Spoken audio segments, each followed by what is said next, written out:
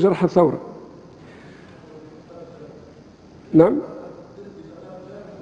نعم، يعني وردت علينا في وزارة الصحة من جهة من المجتمع المدني أنه في ولاية من الولايات، ثم بعد ذلك تأكد بمراسلة رسمية من أحد مؤسسات الدولة أن هناك العديد المئات من الشهائد الطبية مزورة باسم جرح الثورة. طريقة التزوير هي إما تكون أنتي داتي، يعني تتعطى مثلا في شهر مارس 2012، ولكن يتحط عليها تاريخ سابق أيام الثورة، أو تكون سكاني، يعني يتم تصويرها بسكانير وتلقى يعني نفس الكتيبة نفس التفاصيل، يعني نفس الشهادة ولا يتغير إلا الاسم.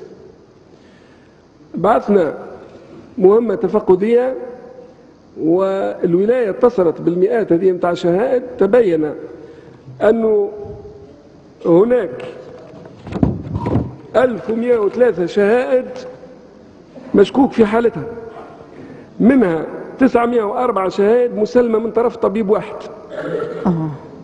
هذا الطبيب 904 شهائد مسلمة من طرف طبيب واحد، والأكثر من هذا غير مسجلة بسجلات المستشفى.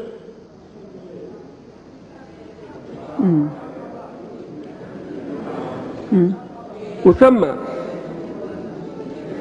فقط اللي مسجلين فقط 182 شهادة، وأنه كما قلت العديد من الشهائد يعني أصبحت يبدو تعطى بصورة آلية، لأنها فيها تقريبا لمام ديسكريبسيون، يعني عنده كذا وعنده كذا. وكما قلت أنه أحد الأطباء، هم الآن 3 أطباء، 2 توانسة وواحد أجنبي المشبوهين في الموضوع. أمام الحالة هذه أنا أمرت بتوقيف الطبيبين اللي ثبت ضدهم تقريبا بانتظار استكمال التحقيق. وهنالك